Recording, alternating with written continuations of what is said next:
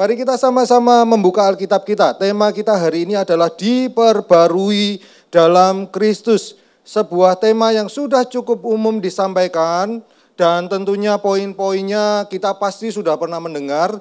Tapi saya yakin bahwa ketika firman Tuhan disampaikan, maka firman Tuhan itu tidak akan kembali dengan apa Bapak Ibu? Sia-sia. Maka buka telinga kita, buka pikiran kita, buka hati kita, dan biarkan Roh Kudus bekerja seluas-luasnya untuk memimpin kita memahami firman Tuhan secara bersama-sama. Firman ini bukan cuma untuk Bapak, Ibu, dan saudara sekalian, firman ini juga untuk saya. Saya merasa perlu diperbaharui di dalam Kristus Yesus. Nah Bapak, Ibu, dan saudara sekalian, teks kita terambil di dalam Roma pasal yang ke-12, ayat yang pertama sampai dengan yang kedua. Roma pasal yang ke-12, ayat yang pertama sampai dengan yang kedua. Karena itu, saudara-saudara, demi kemurahan Allah, aku menasihatkan kamu, supaya apa Bapak Ibu? Supaya kamu mempersembahkan tubuhmu sebagai persembahan yang hidup, yang kudus, dan yang berkenan kepada Allah. Itu adalah ibadahmu yang sejati. Janganlah kamu menjadi serupa dengan dunia ini, tetapi apa? Berubahlah oleh pembaharuan budimu, sehingga kamu dapat membedakan manakah kehendak Allah, apa yang baik, yang berkenan kepada Allah, dan yang sempurna. Loh, kok agak lain ya Pak ayatnya ya? Yang penting Bapak Ibu ya, ada kata baru di sana. Berarti cocok ya Bapak Ibu ya. Ada kata diperbaharui, ada kata berubahlah, dan ada kata pembaharuan budi. Bapak, Ibu, dan saudara sekalian, kalau kita memperhatikan ada begitu banyak ayat yang membicarakan tentang diperbaharui di dalam Kristus. Dan semuanya punya fokus masing-masing. Bapak, Ibu, kalau kita perhatikan hampir semuanya itu dibicarakan oleh Rasul Paulus, Bapak, Ibu, dan saudara sekalian. Jadi Rasul Paulus membicarakan tentang pentingnya pembaharuan di dalam Kristus. Diperbaharui di dalam Kristus itu merupakan hal yang sangat penting. Dan bukan tanpa alasan hari ini saya mengambil Roma pasal 12 ayat yang pertama sampai yang kedua. Bapak Ibu, kalau kita lihat 1 Korintus, 2 Korintus 5 ayat yang ke-17, fokusnya pada apa? Fokusnya pada identitas diri. Ketika seseorang diperbaharui di dalam Kristus Yesus, maka orang itu punya identitas yang baru, punya status yang baru. Kalau kita lihat Kolose pasal 3 ayat 9 sampai dengan yang ke-10, kita diperlihatkan bahwa sebenarnya setiap orang percaya itu harusnya terus-menerus diperbaharui. Maka keliru kalau orang berkata begini, cukup ya sesudah diselamatkan, tidak ada lagi yang perlu kita lakukan. Enggak, keliru Bapak Ibu. Kolose 3, Efesus menyatakan hal yang sama, bahwa sebagai orang percaya kita perlu terus-menerus diperbaharui. Keliru ketika orang mengatakan cukup sekian, aku boleh berbuat apapun dan lain sebagainya. Enggak, Alkitab menyatakan terus-menerus diperbaharui. Beberapa ayat menjelaskan hal itu, tetapi hari ini saya mau fokus di Roma pasal yang ke-12. Karena yang lain-lain Bapak Ibu lebih susah daripada Roma pasal yang ke-12. Yang lain bersifat teologis, yang lain unsur etikanya ditonjolkan. Tetapi di dalam Roma 12 saya mau melihat hal yang lain daripada yang lain. Kita akan bersama-sama belajar setidaknya seberapa penting sih rasio kita. Gunanya apa? Apakah termasuk rasio kita yang diperbaharui oleh Allah Bapak Ibu dan saudara sekalian? Sering kali ini dikesampingkan, tetapi hari ini kita akan belajar bersama-sama bahwa sebenarnya pengetahuan kita, knowledge, Allah menuntut pengenalan untuk setiap kita dengan sebuah tujuan. Supaya kita terus-menerus diperbaharui. Nah Bapak Ibu dan saudara sekalian, next slide, saya mau menyampaikan sebuah pernyataan. Pernyataannya begini Bapak Ibu dan saudara sekalian. Kalau Kristus sudah mengubah segalanya, mengapa hidup kita masih sama? Bapak Ibu, adakah di antara kita yang merasakan pernyataan ini? Kristus, kita sudah mengerti bahwa Kristus mengubah segala-galanya di dalam kehidupan kita. Tetapi kenapa kehidupan kita kok kelihatannya masih gitu-gitu aja? Apalagi kalau misalkan yang paling ekstrim dikatakan dulu masih suka hidup di dalam dosa, sekarang tetap hidup di dalam dosa. Dulu di antara sekian banyak orang menjadi orang yang jengkelkan. Sekarang jadi mencekno, naik tingkat ya Bapak Ibu dan Saudara sekalian ya. Dari jengkelno, mencekno gitu ya. Saya dan beberapa teman itu kalau misalkan ketemu dengan papasan, terus kemudian lihat orang naik motor dan naik mobil gitu kan ya kita. Terus motornya nyelip sambil natap-natap kita. Terus teman-teman itu langsung, mekiti ini orang ini gitu ya. Oh, tapi yang satu enggak mau kalah teman saya yang lain. Bukan mekiti itu megedut. Bedanya apa mekiti sama megedut? Katanya megedut itu di atasnya mekiti Bapak Ibu dan Saudara sekalian. Nah, apakah kehidupan kita tidak mengalami perubahan Bapak Ibu dan Saudara sekalian? Dan hari ini kita disadarkan bahwa sebenarnya setiap kita seharusnya hari demi hari, bulan demi bulan, tahun demi tahun itu diperbaharui terus-menerus. Dan yang namanya diperbaharui pasti mengalami apa Bapak Ibu? Perubahan. Harusnya ada sesuatu yang berubah di dalam kehidupan kita. Tapi kalau Bapak Ibu dan Saudara perhatikan, Kristus sudah mengubah segalanya. Dia mati di atas kayu salib buat kita. Tetapi kita tetap sama. Bahkan kita dikatakan mungkin termasuk salah satu orang yang menyalibkan dia untuk yang kedua kalinya. Nah Bapak Ibu, kalimat yang selanjutnya dikatakan begini. Paulus mengingatkan hanya hidup yang diperbaharui dalam Kristus yang disebut apa Bapak Ibu? Ibadah sejati. Jadi secara sederhana gini Bapak Ibu, ibadah kita itu tidak akan sejati kalau kita tidak diperbaharui. Jadi penting enggak Bapak Ibu dan Saudara sekalian? Menurut saya sih sangat penting. Ini menentukan seluruh sikap kita, tindakan kita, perilaku kita. Kalau kita enggak diperbaharui. Mungkin kita bisa ke gereja, tapi dasar kita ke gereja bisa keliru. Mungkin kita bisa kelihatan rajin ke gereja, tetapi tujuan ke gereja, rumahku enggak ada AC. Di gereja ada AC. Enak wis duduk, santai gitu ya. Atau ada tujuan-tujuan yang lain Bapak Ibu dan Saudara sekalian. Hari ini aku mau ketemu, mau gibah, mau ini dan itu Bapak Ibu dan Saudara sekalian. Di sini tidak ada ya Bapak Ibu, gereja saya tok tadi yang ada Bapak Ibu. Tidak ada di sini Bapak Ibu dan Saudara sekalian. Kita punya tujuan-tujuan tertentu dan kita lupa bahwa sebenarnya ibadah itu suatu hal yang sangat khusus buat kita, sakral, kudus buat kita. Karena di dalam ibadah Allah memanggil kita Bapak Ibu.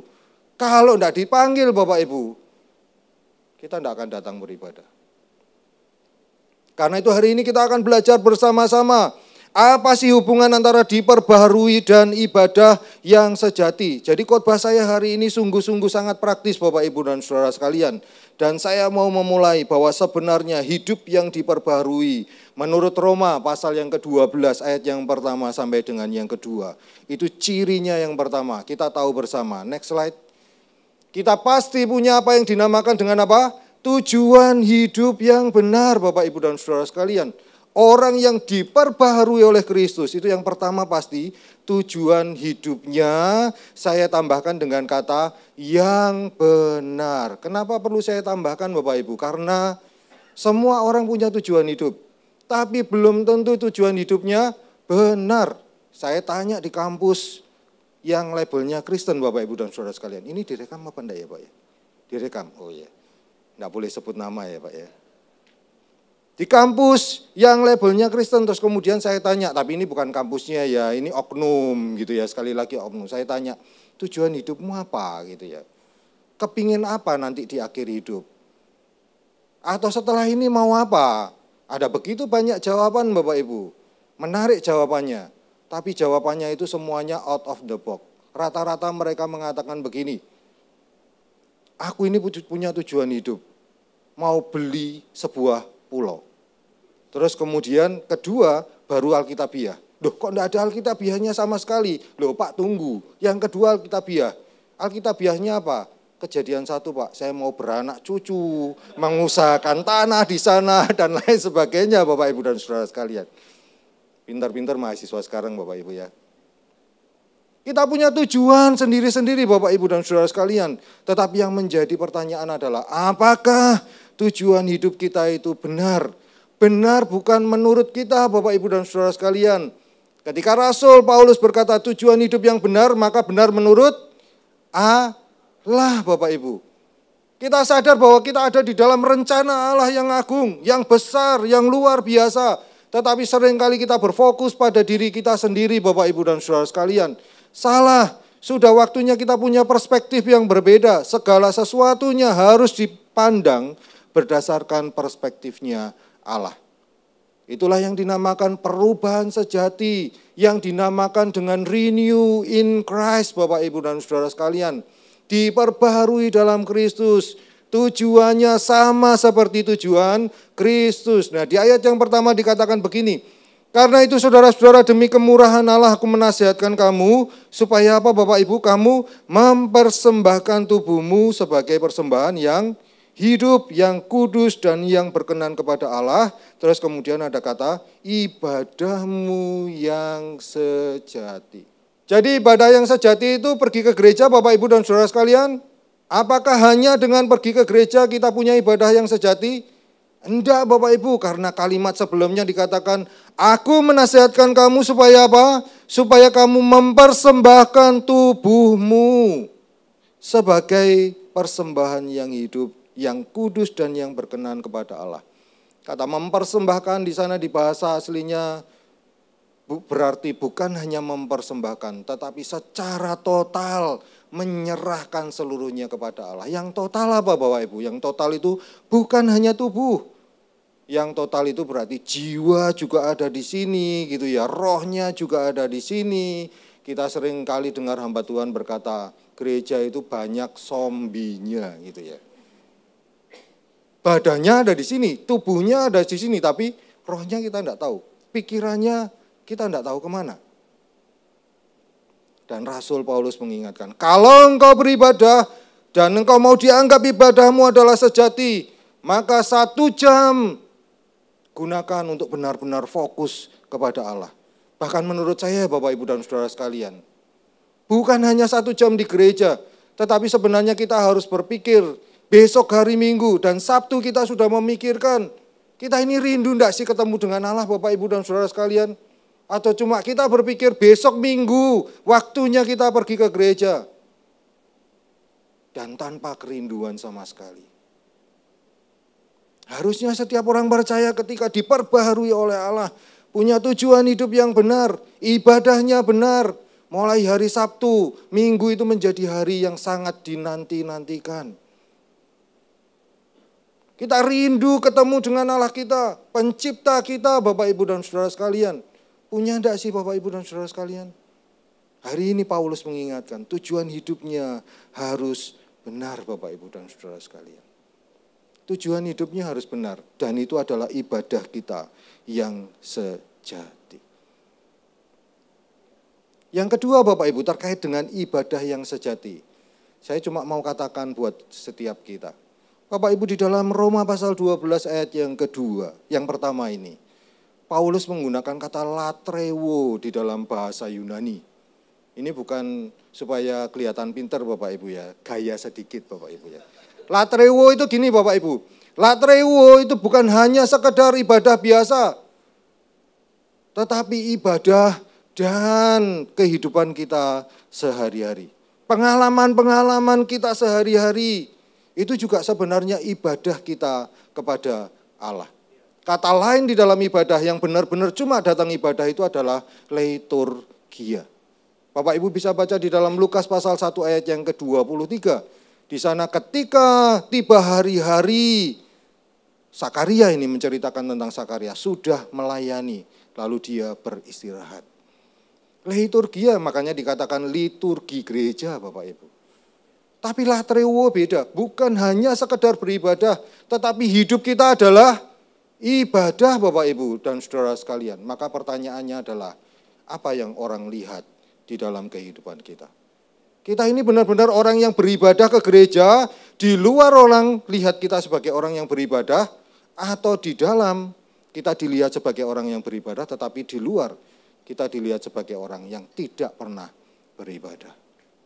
Bapak Ibu dan saudara sekalian, di gereja maupun luar gereja seharusnya yang nampak bukan namanya Hengki, bukan namanya Pak Lukas, tetapi nama Kristus, benar. Kalau jelek loh Bapak Ibu, bukan nama kita yang disebut. Orang selalu berkata gini, orang Kristen kok gitu, katanya penuh kasih, katanya pengikut Kristus. Hengkinya belakangan Bapak Ibu dan Saudara sekalian. Oh iya, karena memang namanya Hengki, tapi di depan, dalam konteks Indonesia, orang selalu berkata gitu, orang Kristen kok gitu, orang Kristen kok gitu. Kita harus sadar bahwa kemanapun kita berada, kita membawa nama Kristus. Dan pengikut Kristus itu memang disebut Kristianos Bapak Ibu. Yang artinya memang serupa dan segambar dengan Kristus. Itu memang tujuan akhir Allah. Supaya kita menjadi serupa dan segambar dengan Allah di dalam Roma pasal 8 ayat 29 sampai yang ke-30. Dan yang kata ketiga dari kata ibadah yang sejati itu Bapak Ibu bisa lihat di dalam Yakobus pasal pertama ayat 26 sampai 27. Yakobus berkata begini, ibadah yang murni dan sejati itu adalah yang pertama mengekang lidah. Tetapi yang kedua ibadah yang murni dan sejati itu adalah mengunjungi siapa Bapak Ibu? Jangan janda-janda dulu ya Bapak Ibu ya. Anak yatim dulu Bapak Ibu. Baru yang kedua janda-janda, itu pun ada tambahannya ya Bapak Ibu. Yang kesusahan, bukan yang kaya raya Bapak Ibu ya. Jadi kita perlu membedakan Bapak Ibu. Dan kata ibadah di sana menggunakan kata treskeia yang artinya memang benar-benar do something. Ibadah itu melakukan sesuatu. Orang yang diperbaharui itu berarti melakukan 3 hal di dalam ibadah sejati. Dia lakukan liturgi, dia lakukan latreuo, dan dia lakukan treskeia Bapak Ibu. Benar-benar memperhatikan orang lain. Yesus berkata apa di dalam Matius? Barang siapa yang melakukan untuk seseorang yang apa Bapak Ibu? Hina ini, Yesus katakan apa? Dia melakukan untuk siapa? Untuk aku Bapak Ibu dan Saudara sekalian. Nah hal-hal demikian Rasul Paulus katakan kita dapat lakukan ketika kita diperbaharui di dalam Kristus. Saya sampaikan begini di poin yang kedua. Hidup itu bukan soal apa yang penting, melainkan yang paling penting. Orang yang sudah diperbaharui tahu arah hidupnya, dan arah hidupnya itu apa? Bukan untuk diri sendiri, tapi untuk menyenangkan Allah. Sudahkah ibadah kita menyenangkan Allah Bapak Ibu dan Saudara sekalian? Atau menyenangkan diri kita sendiri? Aku mau ke gereja ya, Mawar Sharon Kampus Ngagel. Karena apa? Karena pujiannya enak, aku bisa menikmati gitu ya. Loh benarkah kita merasa bahwa gereja kita itu mempertemukan kita dengan Allah? Secara pribadi kita ketemu enggak dengan Allah? Itulah Bapak Ibu dan Saudara yang paling penting. Makanya diingatkan, bukan untuk diri sendiri tapi untuk menyenangkan Allah Bapak Ibu. Itu penting, orang yang diperbaharui pasti hidupnya menyenangkan Allah. Saya kutipkan pandangan seorang tokoh yang terkenal, Richard L. Pratt. Ini bukan Pratt yang itu ya Bapak Ibu ya, ini Pratt yang berbeda. Tapi bacanya memang harus Pratt gitu ya, karena ya memang tulisannya Pratt. Minta tolong ditampilkan. Dia berkata gini, kita dulu adalah manusia yang rusak di dalam bukunya Design for Dignity. Dan dikatakan di sana nilai manusia sebagai gambar dan rupa Allah. Ini penting untuk kita pahami bersama. Bukan apa yang kita apa Bapak Ibu?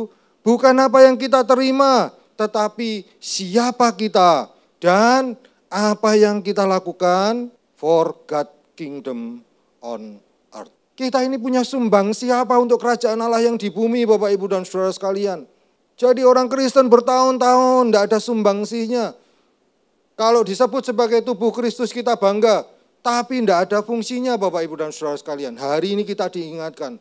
Kalau engkau sudah diperbarui, salah satu tandanya adalah engkau bergerak untuk kerajaan Allah. Kita melakukan segala sesuatu untuk kerajaan Allah. Di gereja kita jadi berkat untuk kerajaan Allah. Di luar jauh lebih daripada itu kita jadi berkat untuk semua yang kita temui. Hidupnya harus jadi berkat Bapak Ibu, bukan terus-menerus cari berkat. Pratt mengatakan not what we have achieved.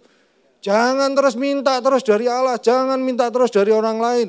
Apa yang bisa kita lakukan untuk orang lain? Saya ngomong sama istri saya, ini pertama kali pengalaman saya di sebuah gereja yang belum sampai ke sana. Tapi sambutannya itu benar-benar terasa dari seminggu yang lalu.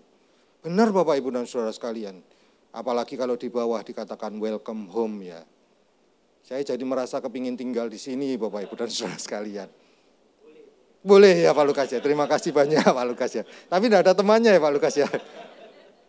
Bapak Ibu perhatikan, apa sih sumbangsih kita untuk kerajaan Allah? Di lingkungan kerja jangan-jangan kita justru jadi orang yang seringkali itu lagi.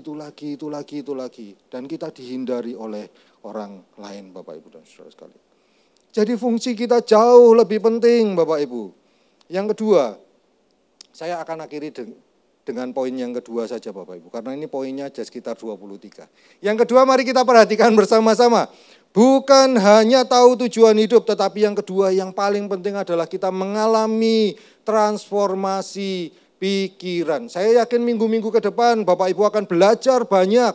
Bapak Ibu akan mengenakan manusia lama. Terus kemudian mengenakan manusia baru, meninggalkan manusia lama. Paulus itu seringkali menggunakan hal-hal yang kontras, manusia jasmaniah, manusia batiniah.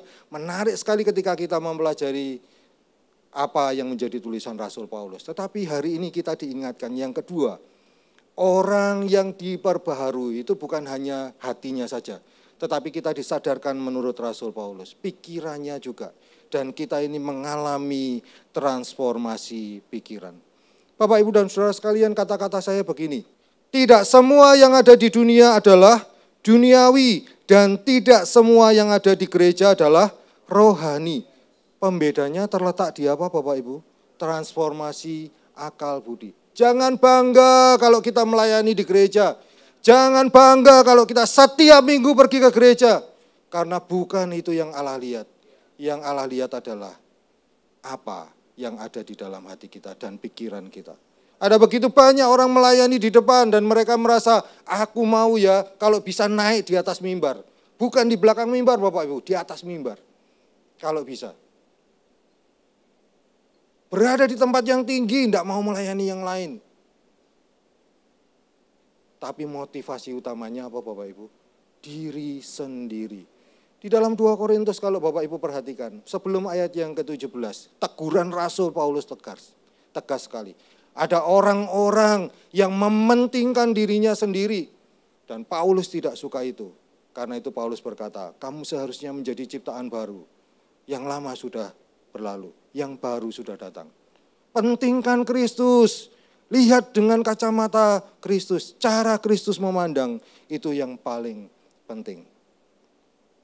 Jadi pembedanya terletak pada transformasi akal budi. Kita sudah ditransformasi, tidak akal budi kita. Pemahaman kita tentang Kristus, pengetahuan kita tentang Kristus, benar enggak sih Bapak Ibu dan saudara sekalian? Karena kebenaran kita tahu tentang Kristus, itulah yang menggerakkan langkah kita benar di hadapan Allah. Menurut saya Bapak Ibu ya, kita perlu lihat kebenaran itu dari 2 perspektif. Kebenaran kita dan kebenarannya Allah. Sinkronkan dua-duanya Bapak Ibu dan saudara sekalian. Karena seringkali yang kita anggap benar, itu tidak akan benar di hadapannya Allah. Kita punya banyak kepentingan Bapak Ibu dan saudara sekalian. Maka kita perlu ditransformasi akal budi kita. Di poin yang kedua, di ayat yang pertama tadi, di ayat yang kedua dikatakan, janganlah kamu menjadi serupa dengan dunia ini, tetapi berubahlah oleh pembaharuan budimu. Dan di dalam bahasa Yunani menggunakan kata noos yang sebenarnya bukan hanya budi, tetapi akal budi. Ini budi seringkali disebut Bapak Ibu ya. Kita dari mulai SD kita selalu Bapak Budi, Ibu Budi, anak Budi gitu ya. Cucu Budi dan lain sebagainya. Nah kenapa LAI menggunakan kata budi? Saya perlihatkan buat Bapak Ibu. KBBI mengartikan budi sebagai apa?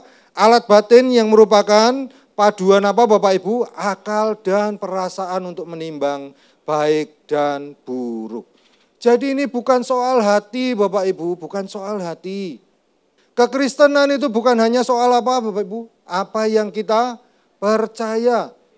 Melainkan yang paling penting adalah mengapa kita percaya. Ada sebuah survei yang dilakukan oleh Vince Antonucci di Nevada di tahun 2022. Dan ada 10 alasan kenapa kemudian anak-anak muda itu pindah dari gereja ke luar gereja. Belum tentu jadi ateis. Tetapi macam-macam. Mereka mengatakan bahwa mereka tidak suka gereja dan lain sebagainya. Tetapi yang mengejutkan Bapak Ibu, dua hal yang pertama, ada 10 alasan. Yang pertama dikatakan 32%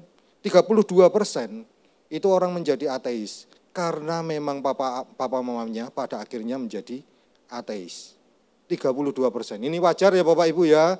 Karena itu seharusnya kalau kita Kristen anak kita, betul Bapak Ibu yang mengucapkan ya. Kalau kita Kristen seharusnya anak kita Kristen, itu yang benar.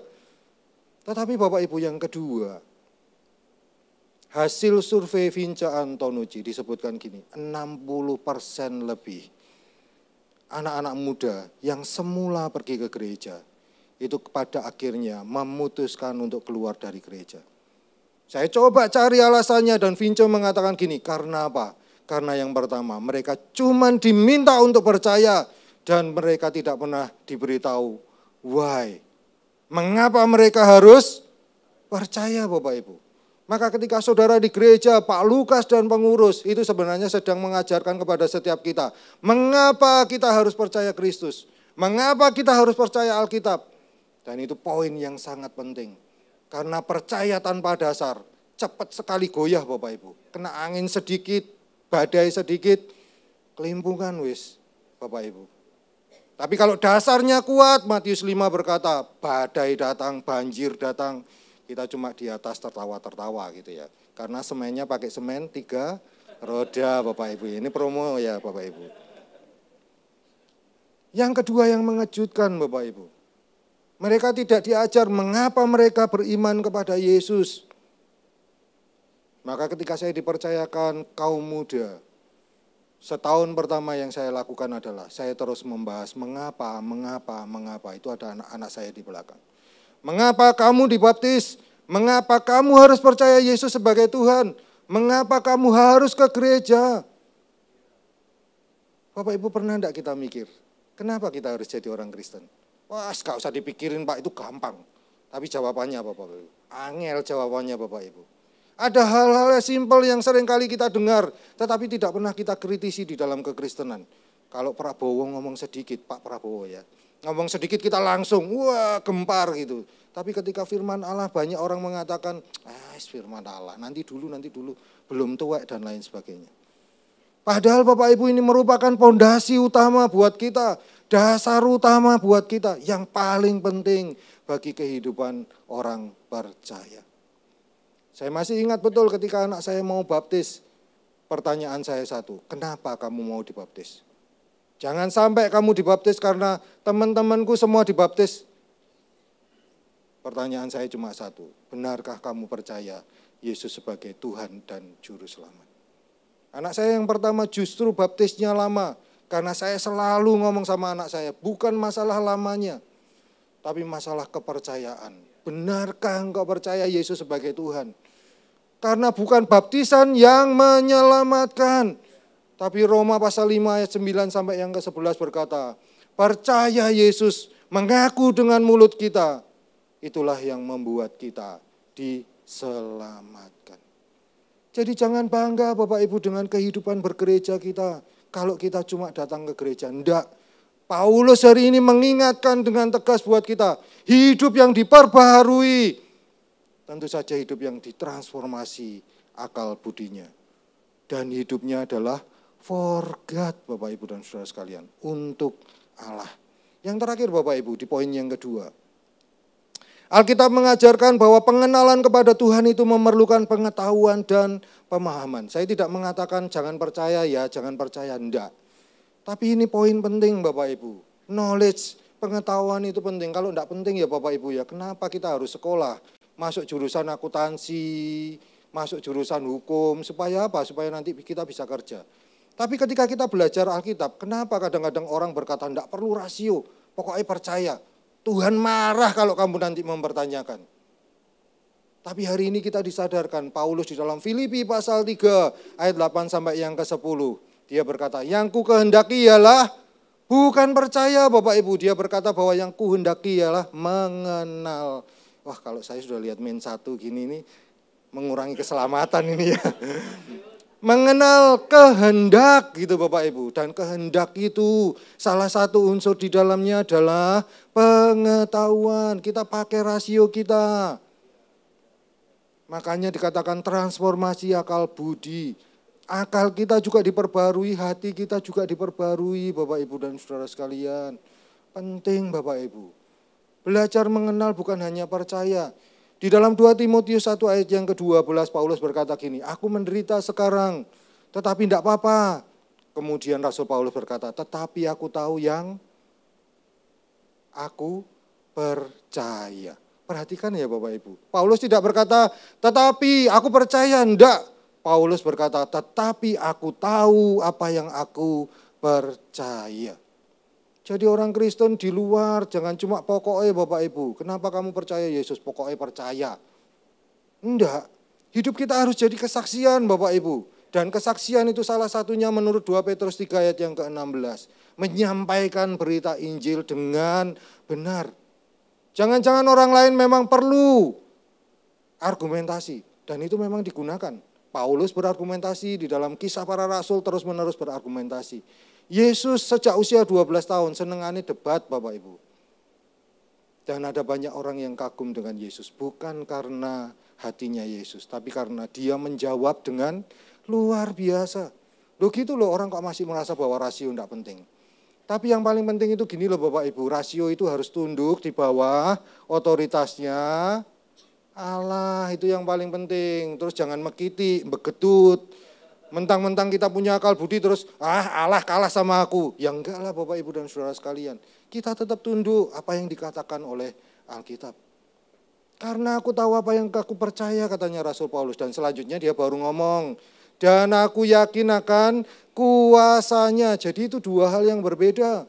Kekristenan itu satu natural, satunya supranatural. Yang supranatural wis toh, percaya Bapak Ibu. Tetapi yang kita perlu tahu, dalami dengan rasio kita, pemikiran kita. Mari transformasi akal budi kita. Semakin kita kenal Tuhan, bukan hanya tahu toh Bapak Ibu ya, kita kenal. Kenal itu lewat apa? Ya tahu pikirannya gitu. Suami dan istri itu kan gitu toh Bapak Ibu ya. Kalau ada tamu gitu, cuma diginikan toh. Oh iya air minum ini ya. Galon yang dibawa kemudian Bapak Ibu dan saudara sekalian. Karena lagi marahan sama suaminya yang dibawa galon. Kok enak satu gelas galon dibawa. Saling tahu tuh Bapak Ibu ya, kenal gitu. Karena apa? Sering kali berelasi. Hubungan kita dengan Allah bagaimana? Kita tahu enggak sifat-sifatnya Allah? Yang diingini Allah itu kita tahu atau enggak? Itu penting Bapak Ibu. Dan itu menurut Rasul Paulus. Harus mengalami transformasi akal budi. Yang kedua kita lihat untuk menjadi serupa dengan Yesus diperlukan rasio. Di dalam Filipi 2 ayat yang kelima dikatakan bahwa kita harus sama seperti Kristus. Yang artinya memang salah satunya adalah rasio dan pemikiran kita. Bapak Ibu dan saudara sekalian. Bapak Ibu di minggu pertama ini kita belajar. Diperbaharui itu penting. Kalau Bapak Ibu perhatikan nanti dari hamba-hamba Tuhan yang lain. Saya yakin 4 minggu ini saling melengkapi satu dengan yang lain. Maka simpan firman ini dengan baik-baik. Jangan seperti pujian yang lalu biarlah berlalu, kita tatap masa depan Bapak Ibu. Kita kan seperti Rasul Paulus. Loh, itu terlalu meninggikan rasio Bapak Ibu. Kan maknanya bukan demikian. Yang jelek-jelek dilupakan. Firman Tuhan diingat-ingat, digabungkan satu dengan yang lain. Supaya apa? Kita bisa menjadi pelaku yang benar di hadapan Allah. Tidak salah. Tidak pakai pikiran kita sendiri. Sini ya Bapak Ibu ya. Ini baru hati ya Bapak Ibu ya. Menggabungkan dua-duanya. Itu adalah hal yang sangat penting. Roma 12 juga menjelaskan hal yang sama. Kita perlu terus-menerus diperbaharui akal budi kita. Jadi diperbaharui penting apa enggak Bapak Ibu dan saudara sekalian? Penting dong Bapak Ibu. Sekalipun kita sudah sering kali dengar. Dan kalau nanti Bapak Ibu belajar di bagian yang lain kita disadarkan. Diperbaharui itu bukan karena apa yang kita lakukan. Tapi karena Roh Kudus yang melakukan buat kita. Itu sebabnya kita perlu dekat dengan Allah. Tanpa dekat dengan Allah, kita tidak mungkin diperbaharui.